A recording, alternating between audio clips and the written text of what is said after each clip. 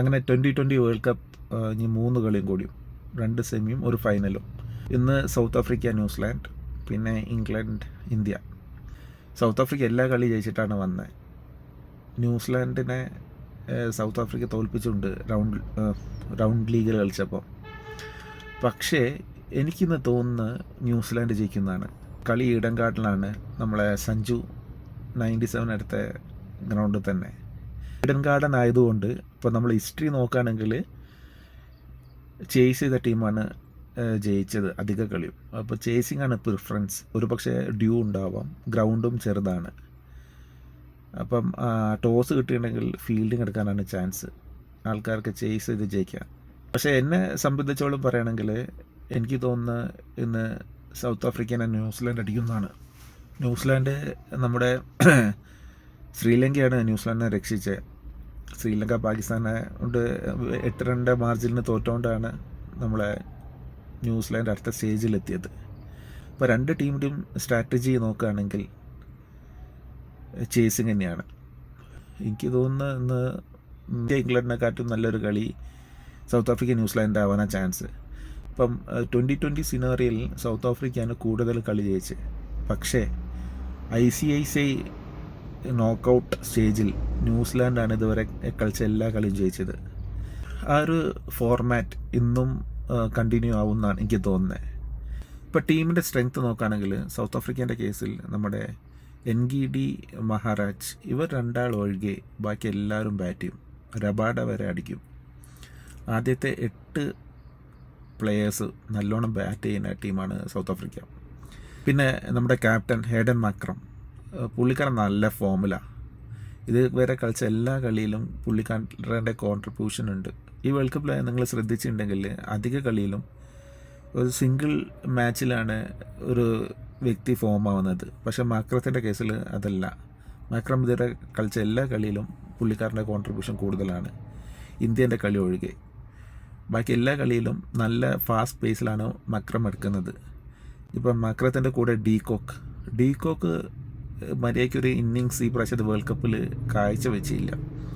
പക്ഷേ ഡീകോക്കിനെ പോലത്തെ ഒരു പ്ലെയർ ഒരു സിംഗിൾ ഹാൻഡഡ് വിന്നറാണ്. എപ്പോൾ വേണമെങ്കിലും ഫോമുല ആവാം. പുള്ളിക്കാരൻ മാത്രം വിചാരിച്ചിട്ടില്ല ഒരു കളി ജയിപ്പിക്കാനും പറ്റും. എനിക്ക് വളരെ ഇഷ്ടപ്പെട്ട ഒരു പ്ലെയറാണ് ഡീകോക്ക്. പിന്നെ വൺ ഡൗൺ റിക്കിൾട്ടൺ നല്ല ഫോമിലാണ്.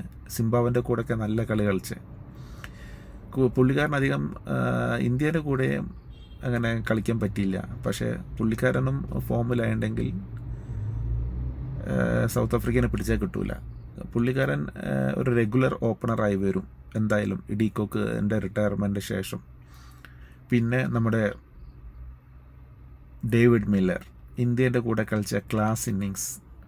ഡേവിഡ് മില്ലർ പറഞ്ഞൊരു വ്യക്തി നിങ്ങൾ എത്രയോ നല്ല ഇന്നിങ്സ് കണ്ടിട്ടുണ്ടാവും. ഇപ്പോൾ IPL ആയാലും അല്ലെങ്കിൽ SA20 ആയാലും അല്ലെങ്കിൽ ഇൻ്റർനാഷണൽ ടൂർണമെൻറ്റിൽ തന്നെ ഒരു കളി എത്ര വേഗം നമ്മൾ തോറ്റെന്ന് വിചാരിച്ചിട്ടുണ്ടെങ്കിലും ഡേവിഡ് മില്ലർ ഉണ്ടെങ്കിൽ എപ്പോൾ വേണമെങ്കിലും കളി മാറും.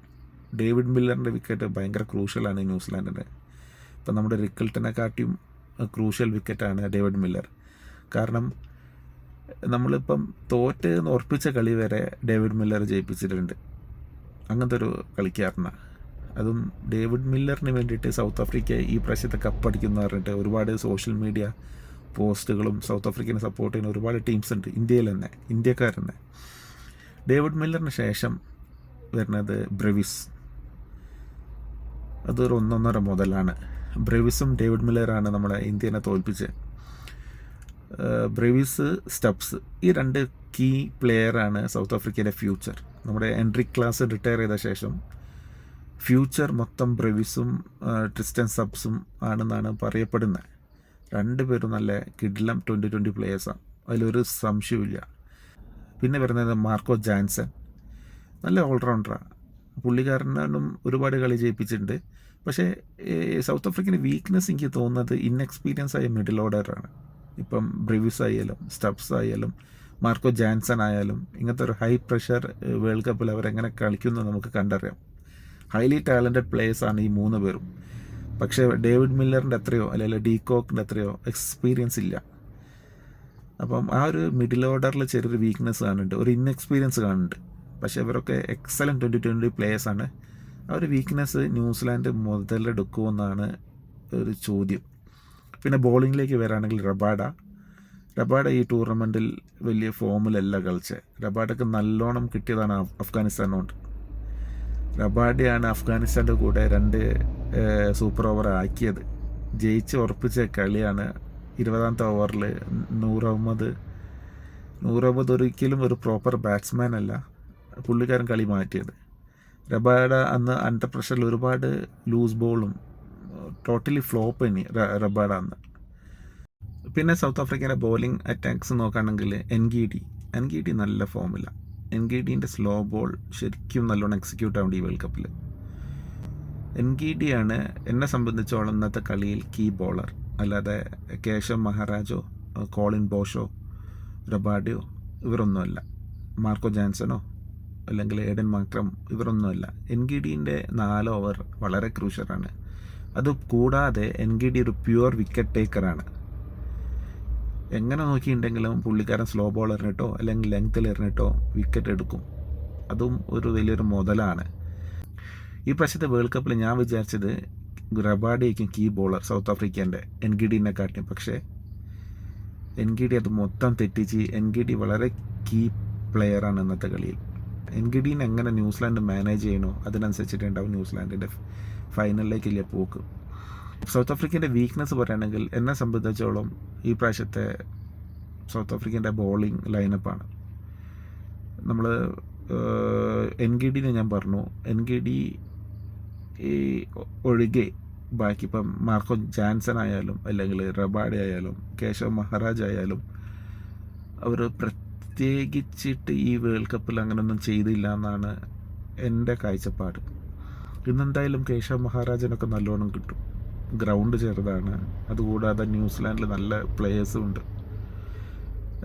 ആദ്യത്തെ power play south ആഫ്രിക്കൻ്റെ bowling power പ്ലേയിൽ നമുക്ക് 1-2 കീ ന്യൂസിലാൻഡ് വിക്കറ്റ് കിട്ടിയിട്ടുണ്ടെങ്കിൽ സൗത്ത് ആഫ്രിക്കന് നല്ലൊരു അഡ്വാൻറ്റേജ് ഉണ്ടാവും. എസ്പെഷ്യലി ഫിന്നലൻ, സൈഫർട്ട്, പിന്നെ രജിൻ രവീന്ദ്ര. ന്യൂസിലാൻഡിൻ്റെ ബാറ്റിംഗ് വളരെ സ്ട്രോങ് ആണ്. ഒരുപക്ഷെ പലരും ഇത് അംഗീകരിക്കലുണ്ടാവില്ല. എനിക്ക് തോന്നുന്നു സൗത്ത് ആഫ്രിക്കൻ ബാറ്റിംഗ് ഓർഡറിനെക്കാട്ടും നല്ല ടീം സ്ട്രോങ് ബാറ്റിംഗ് ഓർഡറാണ് ന്യൂസിലാൻഡിൻ്റെ. തോന്നുന്നു സൗത്ത് ആഫ്രിക്കേൻ്റെ ലൈനപ്പ് ഇന്ത്യൻ്റെ കൂടെ കളിച്ച അതേ ലൈനപ്പ് ആവാൻ ചാൻസ്. അതിൽ മാറ്റം വരുത്താൻ ചാൻസ് കുറവാണ്. ഇനിയിപ്പം ന്യൂസിലാൻഡിൻ്റെ കുറിച്ച് പറയുകയാണെങ്കിൽ ന്യൂസിലാൻഡിനെ ശരിക്കും സൗത്ത് ആഫ്രിക്കനെക്കാട്ടും നല്ല ബോളിംഗ് അറ്റാക്കാണെന്ന് എൻ്റെ കാഴ്ചപ്പാട്. ഈ മാറ്റ് ഹെൻറി ഇന്നത്തെ കളിയിൽ കീ പ്ലെയറാണ്. കക്ഷീൻ്റെ വലിയൊരു പോസിറ്റീവ് എന്താ വെച്ചാൽ കക്ഷി ആദ്യത്തെ ഓവറിൽ തന്നെ വിക്കറ്റ് എടുക്കുന്ന മനുഷ്യനാണ്. ഇപ്പം 10 നിസ്സംഗനെ ഫസ്റ്റ് ബോൾ എടുത്തത്. അതുകൂടാതെ നിങ്ങൾ കക്ഷീൻ്റെ സ്റ്റാറ്റിസ്റ്റിക്സ് നോക്കുകയാണെങ്കിൽ എക്കണോമി വളരെ ലെസ്സാണ് ഈ പ്രാവശ്യത്തെ വേൾഡ് കപ്പിൽ. പിന്നെ ഡഫി നല്ലൊരു അപ്കമ്മിങ് ബോളറാണ്. പിന്നെ സാട്ട്നർ വെച്ചിട്ടുണ്ടെങ്കിൽ ഒരു ബുദ്ധിരാക്ഷസനാണ്. എസ്പെഷ്യലി കക്ഷീൻ്റെ ബോളിങ്ങിൽ നിങ്ങൾ പല കളിയിലും നിങ്ങൾ ശ്രദ്ധിച്ചിട്ടുണ്ടാവും. കക്ഷീൻ്റെ വേരിയേഷൻ അതൊരു കീ എലമെൻ്റാണ്. ഭയങ്കര ഞാൻ ബുദ്ധിരാക്ഷസൻ തന്നെ പറയും. ആ ടേം തന്നെയാണ് കക്ഷിക്ക് യോജിക്കുക. പക്ഷെ കക്ഷീൻ്റെ വലിയൊരു ഫ്ലോപ്പ് ഈ വേൾഡ് കപ്പിൽ കക്ഷീൻ്റെ ക്യാപ്റ്റൻസിയിൽ ഫിലിപ്സിന് ബോളിംഗ് കൊടുത്താണ്, അതും ഇംഗ്ലണ്ടിൻ്റെ കൂടെ. എന്നിട്ടും ഫെർഗൂസനും ഹെൻറിക്കും ഒക്കെ 2 ഓവർ പെൻഡിങ് ഉണ്ടായിട്ട്. അത് ഓരോ സമയത്തെ ഓരോ ഡിസിഷനാണ്. എനിക്ക് ഏറ്റവും ഇഷ്ടമുള്ള ബോളർ സ്പിൻ ബോളർ സാട്ട്നറാണ്. ഇപ്പോഴത്തെ ഇൻ്റർനാഷണൽ കളിയിൽ സാട്ട്നർ കീയാണ്. പിന്നെ ജെയിംസ് നിഷം ബോളിംഗ് അല്ല ഞാൻ പറഞ്ഞത്. ജെയിംസ് നിഷൻ്റെ ബാറ്റിംഗ് എന്തായാലും ഒരു ഫിനിഷർ റോളിൽ ജെയിംസ് നിഷം എന്തായാലും ഉണ്ടാകും. പിന്നെ അതുകൂടാതെ ഇഷ് സോദി ഇന്ന് കളിക്കാൻ നല്ല ചാൻസ് ഉണ്ട്. ഇപ്പം കൊൽക്കത്തേൻ്റെ പിച്ചായതുകൊണ്ട് എങ്ങനെ നോക്കിയിട്ടുണ്ടെങ്കിലും സ്പിന്നേഴ്സിന് നല്ലോണം കിട്ടാൻ ചാൻസ് കൂടുതലാണ്. എന്നാലും സാട്ട്നർ മിനിമം ഒരു 2 വിക്കറ്റെങ്കിലും ഇന്ന് എടുക്കുന്ന എനിക്ക് തോന്നുന്നത്. ഇനി ന്യൂസിലാൻഡിൻ്റെ സ്ട്രെങ്ത്ത് നോക്കുകയാണെങ്കിൽ അവരെ കീ ഓപ്പണേഴ്സാണ്. ഇപ്പം ഫിൻ അലനായാലും സൈഫർട്ടായിട്ടുണ്ടെങ്കിലും അവർ 6 ഓവർ പവർ പ്ലേ നിന്നുണ്ടെങ്കിൽ ഒരു പക്ഷെ 100 വരെ അടിക്കും. അങ്ങനത്തെ 2 ഹിറ്റേഴ്സാണ് ഫിന്നലൻ നിന്നിട്ടില്ല പിന്നെ പറയും വേണ്ട. സ്കോർ എങ്ങനെ നോക്കിയിട്ടുണ്ടെങ്കിലും ഒരു 225 മേലെ വരും. അതും സൗത്ത് ആഫ്രിക്കനോട്ട്. ഫിന്നലനും ടിം സെർഫട്ടും കറക്റ്റ് കോമ്പിനേഷനാണ്. ഇപ്പം ഇവർ പോയിട്ടുണ്ടെങ്കിൽ ഗെയിം സ്റ്റഡിയായി കളിക്കാൻ രജിൻ രവീന്ദ്രനെ ഞാൻ ഒരുപാട് എക്സ്പെക്റ്റ് ചെയ്തതാണ് ഈ പ്രാവശ്യത്തെ വേൾഡ് കപ്പ്. പക്ഷേ കക്ഷി ആകെ ഒരു 50 അടിച്ചിട്ടുള്ളൂ. രജിൻ രവീന്ദ്ര കഴിഞ്ഞിട്ടുണ്ടെങ്കിൽ ഗ്ലെൻ ഫിലിപ്സ്. ഇപ്പം ഡേവിഡ് മില്ലറെ പറഞ്ഞ പോലെ ഈ ഫിലിപ്സ് ഉണ്ടെങ്കിൽ കളി ഏത് സമയത്തും മാറും. എൻ്റെ ഫേവറേറ്റ് 2020 പ്ലെയറാണ് ഗ്ലെൻ ഫിലിപ്സ്. കക്ഷിൻ്റെ ഫീൽഡിങ് ഇപ്പോഴത്തെ ഏറ്റവും നമ്പർ 1 ഫീൽഡർ ഗ്ലെൻ ഫിലിപ്സാണ്. കക്ഷി എത്രയോ കിഡിലും ക്യാച്ച് എടുത്തിട്ടുണ്ട്, അൺഎക്സ്പെക്റ്റഡ് ക്യാച്ച്, അത് ഫുൾ സ്ട്രെച്ചിൽ എയറിൽ. എന്തായാലും ഗ്ലെൻ ഫിലിപ്സ് ഒരു കീ ബാറ്റ്സ്മാനും അതുപോലെ ഒരു കീ ഫീൽഡറാണ്.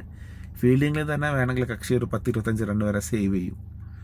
അപ്പോൾ കക്ഷീൻ്റെ കോൺട്രിബ്യൂട്ട് വിത്ത് ബാറ്റ് ഏകദേശം 25 റണ്ണോളം വരും ടീമിന് വേണ്ടിയിട്ട്. ഗ്ലെൻ ഫിലിപ്സ് ഏത് സമയം കളി മാറ്റാൻ പറ്റിയൊരു പ്ലെയറാണ്. എങ്ങനെ നോക്കിയിട്ടുണ്ടെങ്കിലും ഗ്ലെൻ ഫിലിപ്സ് ഉണ്ടെങ്കിൽ തോറ്റ കളി വരെ ജയിപ്പിക്കും. അങ്ങനത്തെ ഒരു മുതൽ ഇന്ത്യൻ ടീമിൽ ഈ പ്രാവശ്യത്തെ വേൾഡ് കപ്പിലില്ല. ഹാർദിക് പാണ്ഡ്യനെ നമുക്കൊരു പരിധി വരെ കമ്പയർ ചെയ്യുകയാണെങ്കിലും ഇങ്ങനത്തെ ഗ്ലെൻ ഫിലിപ്സ് ആയാലും ഡേവിഡ് മില്ലർ ആയാലും ആ ലെവലിൽ എത്തിയൊരു പ്ലെയർ ഈ പ്രാവശ്യത്തെ അൺഫോർച്ചുനേറ്റ്ലി ഇന്ത്യക്കില്ല. ഗ്ലെൻ ഫിലിപ്സ് ആണ് ഒരു കീ പ്ലെയർ. അതുകൂടാതെ ചാപ്മാൻ ഈ പ്രാവശ്യത്തെ വേൾഡ് കപ്പിൽ അധികം കളിച്ചില്ലെങ്കിലും ഏത് സമയത്ത് വേണമെങ്കിലും കളി ടേൺ ചെയ്യാൻ പറ്റിയ വേറൊരു പ്ലെയറാണ് ചാപ്മാൻ. നമ്മുടെ ബ്രീവിസിനെ പോലെയും സ്റ്റബ്സിനൊക്കെ പോലെ തന്നെ. പിന്നെ അതിനുശേഷം ജെയിംസ് നിഷം ഉണ്ട്, പിന്നെ സാറ്റ്നർ ഉണ്ട്. ഈ ശ്രീലങ്കൻ്റെ കൂടെയുള്ള കളിയിൽ 88-6 സമയത്താണ് സാറ്റ്നറും മോച്ചിയും കൂടി വന്നിട്ട് 160 അടുത്ത് എത്തിച്ച്. ഇന്ന് മോച്ചി കളിക്കാൻ ചാൻസ് ഇല്ല, കാരണം ഇഷ്സോദിക്കാണ് ചാൻസ്. മാറ്റ് ഹെൻറി ഒരു ഹിറ്ററാണ്. അപ്പോൾ എങ്ങനെ നോക്കിയിട്ടുണ്ടെങ്കിലും നമ്മൾ ന്യൂസിലാൻഡും അതുപോലെ തന്നെ അവസാനത്തെ 2 പ്ലെയേഴ്സോളം മര്യാദയ്ക്ക് ബാറ്റ് ചെയ്യാത്ത, ബാക്കി 9 പേരും നല്ലോണം ബാറ്റ് ചെയ്യുന്ന വ്യക്തികളാണ്. പിന്നെ 2 ടീമിൻ്റെയും ഒരു വലിയൊരു സ്ട്രെങ്ത്ത് ഫീൽഡിംഗ് ആണ്. ഇപ്പോൾ 2 ടീമായാലും എങ്ങനെ നോക്കിയിട്ടുണ്ടെങ്കിലും ഫീൽഡിങ്ങിൽ തന്നെ ഒരു 10-20 റണ്ണോളം സേവ് ചെയ്യും. പക്ഷേ എൻ്റെ അഭിപ്രായത്തിൽ സൗത്ത് ആഫ്രിക്കനെക്കാട്ടും ഈ വേൾഡ് കപ്പിൽ ഫീൽഡിങ്ങിൽ ന്യൂസിലാൻഡാണ് നല്ലത്. ന്യൂസിലാൻഡിൻ്റെ സ്ട്രെങ്ത്തും ഫീൽഡിങ്ങിലാണ്. ഇപ്പം സൗത്ത് ആഫ്രിക്ക ന്യൂസിലാൻഡും നടന്ന കളിയിൽ ന്യൂസിലാൻഡ് 12 ഓവർ ആകുമ്പോൾ 120 വന്നിട്ടിന്. പിന്നെ അവർ തൊഴിഞ്ഞു 170 വരെ എത്തിയിട്ടുള്ളൂ. അപ്പം അങ്ങനത്തെ ഒരു പെട്ടെന്ന് വിക്കറ്റ് പോവാതെ സൂക്ഷിച്ചിട്ടുണ്ടെങ്കിൽ ന്യൂസിലാൻഡ് ഫസ്റ്റ് ബാറ്റ് ചെയ്യുകയാണെങ്കിൽ ഒരു 225ഓളം റണ്ണ് ഞാൻ പ്രതീക്ഷിക്കുന്നുണ്ട്.